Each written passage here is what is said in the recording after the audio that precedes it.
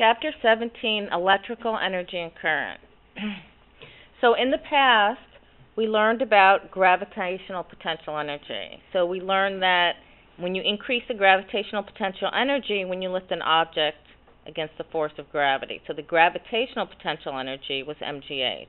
The electrical potential energy is increased when you move a charge against an electric field. Okay, so we see similarities. So instead of potential energy being mgh, we're going to have the electric potential energy, instead of the mass, we have Q for a point charge, times E, which is the electric field strength, times that distance. Okay, so PE is equal to negative QED. Okay, and this is all we're going to do for practice A. So we just have to remember a couple of things from the past.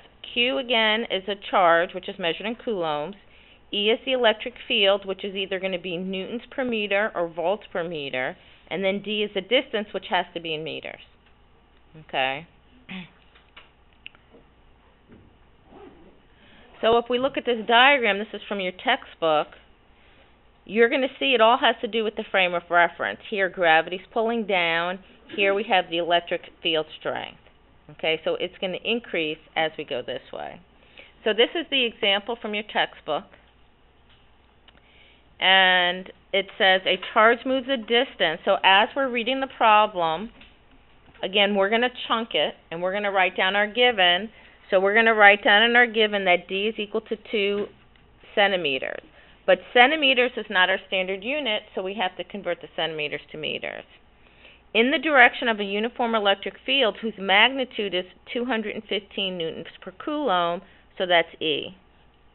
When you're reading something and you're from the words, if you're not sure what it means, remember if you look at the units, that helps you to figure out what something is if it's not apparent.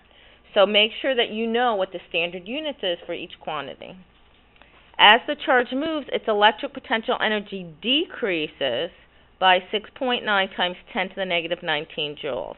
Remember, energy is energy. So regardless of the type of energy I have, all energy is going to have the same unit, which is going to be a joule.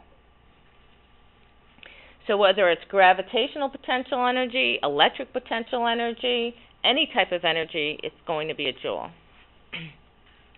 Find the charge on the moving particle, and what is the potential difference between the two equations. So first of all, we want to find Q. So the basic equation is delta PE is equal to negative QED. So we're going to rearrange the equation to solve for the unknown terms of the known, and we're going to solve for Q. And when we look over here at our units, a joule is what? A newton times a meter divided by a newton per coulomb times a meter. So this cancels with that, this cancels with that. I end up with 1 over a coulomb, which ends up being a coulomb. Is that the correct unit for charge? Yes, it is. So no matter what, when you carry your units through and cancel them, it's a foolproof way to check your work, but you had to remember that a joule is a newton times a meter. So you have to remember when you have a derived unit, what are the other units it's made up of, and that helps you to check your work. The other equation for practice A is this. The potential difference is also equal to, so potential difference is delta V is equal to negative ED. So I have the E, which is given, and I have D, and I can find the potential difference. So a lot of times in layman's terms, we use the word voltage. Voltage is, in words, means the same thing as potential difference. So you need to, so if they say, what's the voltage drop? Because when you see the word drop, drop means what? Difference. When you think about it in everyday language, doesn't drop mean like a difference? If I drop a ball, isn't there going to be a difference in height? Okay? So potential difference is the change in the voltage.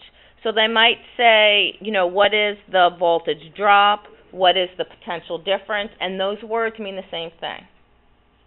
So sometimes you'll see problems where they say potential difference. Sometimes you might say, what's the voltage drop between these 2 points, or what's, you know, something like that.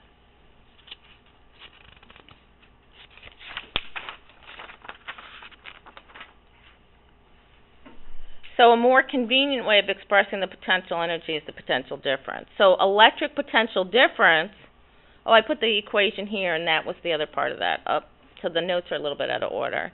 So electric potential difference, the difference in electric potential energy at 2 points. So potential difference is sometimes referred to as voltage, and this is the work needed to move a charge from one point to another. So work is equal to the change in energy, which is equal to joules. So a joule per coulomb. So a joule per coulomb is a volt. So this is one that is going to be important for you to remember, that a volt is a joule per coulomb. So potential difference, delta V, is equal to delta PE electric over Q. So potential difference is the change in the electric potential energy over the electric charge. Another way we can say is potential difference is equal to delta V.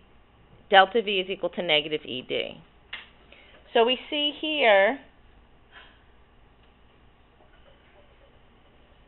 that we have 3 ways in part A and B to express some of the things we've been talking about.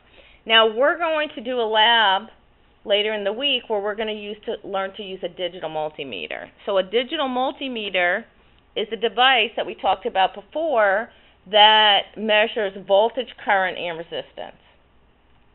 And it's a meter because a meter is something that measures.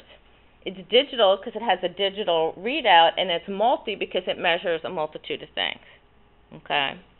Now, we're going to start measuring, using the digital multimeters, to measure the potential difference of voltage of different things that we use in everyday life. So whenever you think of voltage, and a lot of times you might think of batteries. So we have different types of batteries. Now, the batteries that we use most of the time, like AA, AAA, and things like this, we're going to see that these 1, 2, 3, 4 types of batteries, they all have the same voltage. Okay? But we're also going to measure the current through them using the digital multimeters. And we're going to learn more about how these produce the voltage through the chemical process. So we're going to look at wet cell batteries, which is like in your car where there's a liquid electrolyte, and then we're going to look at dry cell batteries, which are the AA, the AAA, the C, and the D, the 1.5, where they actually have a moist paste-like electrolyte.